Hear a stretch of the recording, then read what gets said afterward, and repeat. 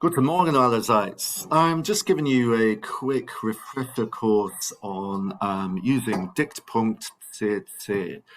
So for the people who are new to German, we'll just have a look at nouns for now, okay?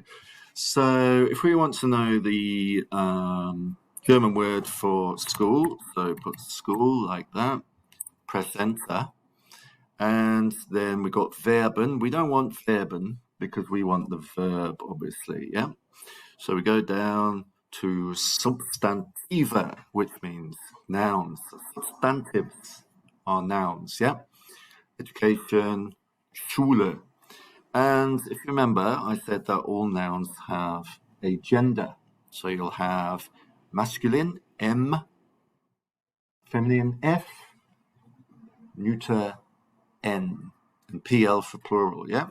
So F, die Schule. So if you were to write the school, you'd write die Schule.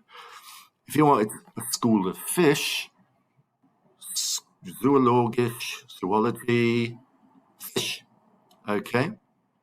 So a school of fish is Schwarm, and that's got a M, so it's der Schwarm, okay?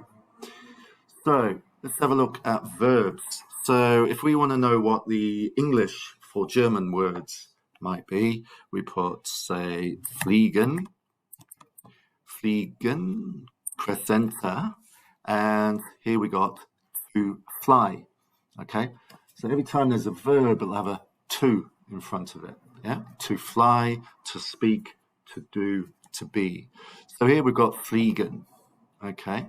Fliegen, verb, fliegen, infinitive. Yeah, that's what you're looking up, to fly. Now, if you go along, that's the simple past. And here, geflogen, that is the, geflogen, that keeps going off. It's got PP at the end. That's the past participle.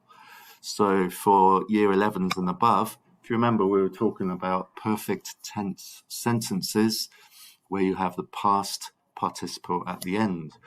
So you might say, ich bin nach Deutschland geflogen. Okay, geflogen. All right, so it's just a quick pointer for dict.cc. It's very useful. I recommend that you use it a lot. Cheers.